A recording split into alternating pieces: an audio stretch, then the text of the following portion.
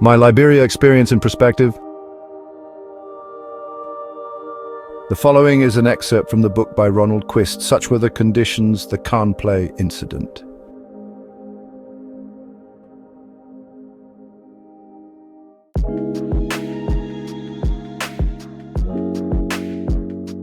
Liberia, like much of Africa, is endowed with an abundance of natural resource wealth. There is hydroelectric potential, iron ore, timber, gold, and diamonds. There is also some indication that it has gas reserves offshore.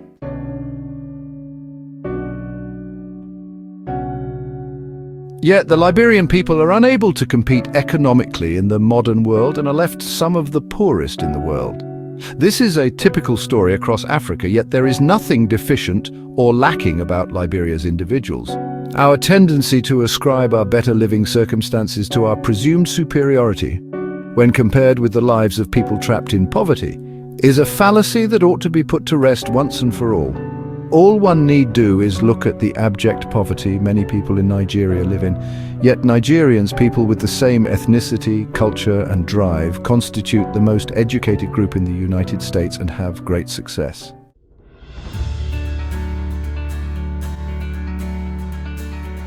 To be competitive in the modern world, a country needs a population that is well educated, one that has relevant technical and vocational skills and is in good health. It is a well-educated, healthy population that can build and sustain the institutions that underpin a well-functioning society and a productive economy. Furthermore, it needs the requisite infrastructure on a national scale: roads, railways, electricity, water, communications and housing.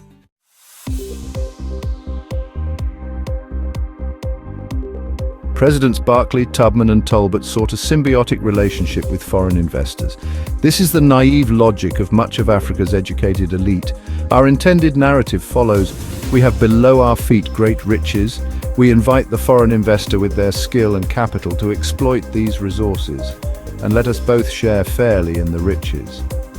Our intention is to invest our earnings in development and to build our country's institutions to achieve a well-functioning society. One consequence would be the creation of a sizable market for the globe's goods and services, and in return we will provide goods and services in a fair trade that enriches and expands the quality of people's lives across the world.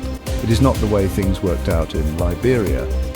The open door policy introduced more of a parasitic relationship than a symbiotic one in which the parasite stayed fed with fat and healthy profits, and the host remained poor except for a few agents and officials that were paid to protect the parasitical arrangement.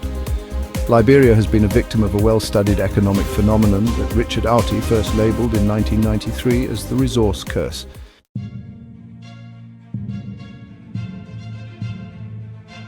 If we must accept it as the real-world consequence of the capitalistic pursuit of corporate profits, and also accept that any expectations of a more symbiotic relationship are naive and impractical, then it is just as important for international companies in the extractive industries to also recognize that the most successful parasites do not kill off their hosts. In the end, Liberia's iron ore mining enclaves did not suffer takeovers by the Liberian government nationalizing them. In retrospect, the motivation to renegotiate the iron ore concession arrangements were a fairer share of revenues, certainly nothing that would justify a coup.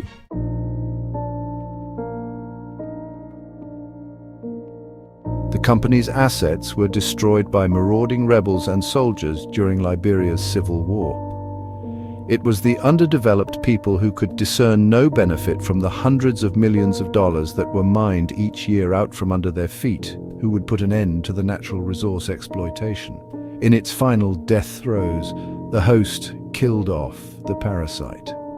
It may be too late to play the what-if game, but if these extractive industry investors had made fair tax and royalty payments consistent with the value of their iron ore exports and proportional to their contribution to the country's GDP, this would have led to a much more rapid education of the population and an improvement in their health. The mines would be made much more secure because the Liberian population would experience a discernible benefit from the ongoing success of their mining operations. The mining operations could still be producing steady profits for their owners many decades later.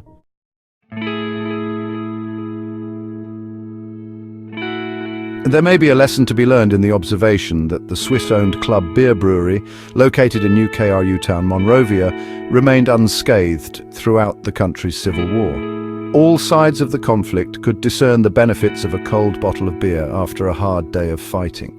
The parasitic character of the relationship between the mining operator and the people of Liberia was camouflaged by pointing to a generous corporate social responsibility program. The veil thrown up by the loud, often repeated shouts of corporate social responsibility was not broad enough to cover up the parasitic dimensions of the relationship. The discriminatory practices of paying Liberian engineers trained in some of the best universities in the United States and with considerable local knowledge to boot, just 1/3 the salary of a foreign engineer, only amplified the unfairness in the relationship. In the long run, a significant number of the countries that first responded to Liberia's open door policy are no longer operating there. Bong Mines has been taken over by the China Union Investment Company. Lamco has been taken over by ArcelorMittal, an Indian-owned company. Of course, such developments have far-reaching geopolitical consequences.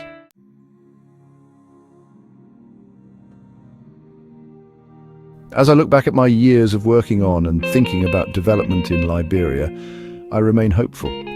This is true even if my 2 years of effort between 1979 and 1981 and a further 2 years between 1997 and 1999 have provided nothing tangible to show for the effort or financial investment.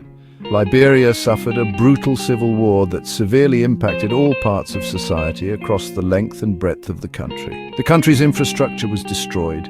The LEC was left without generating capacity, very limited transmission and distribution capacity, and no metering. I can name 3 things that came out of that devastating and horrific experience that, in my view, bode well for the country.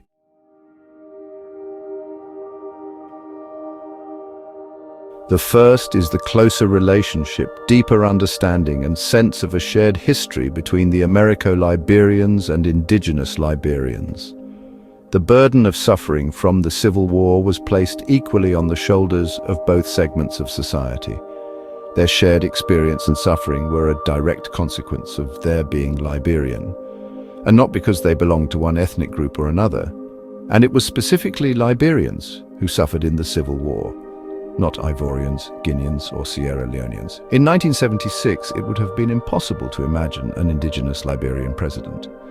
Then the pendulum swung. In 1986, it would have been impossible to imagine an Americo-Liberian president. Since 1997, there have been both Americo-Liberian and indigenous Liberian presidents. I believe the likelihood of another Khan Play episode is considerably less today than it was in 1980. There is every indication that as Liberia journeys into its future, the distinction between both elements of society will become less and less significant. Greater societal cohesion, a common development vision, and a unity of purpose can only be beneficial to Liberia's development outlook.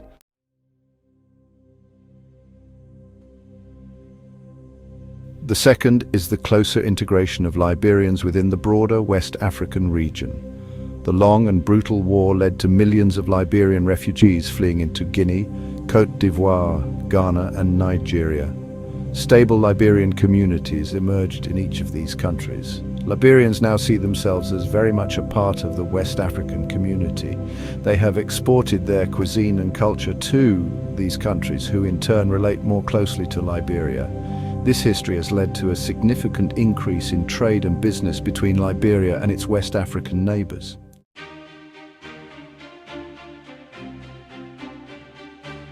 The third is Ian Yap's insightful, courageous, and decisive action under the most difficult of circumstances to prepare and convince President Charles Taylor to sign an executive order in 1999 to convert Liberia from an electrical power supply of 120 volts, 60 Hz, to 220 volts, 50 Hz. In doing so, he created the space for an economic power sector to emerge capable of supporting the country's accelerated development.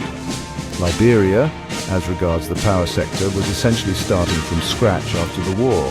This single action would open the door for Liberia to access the West African power pool.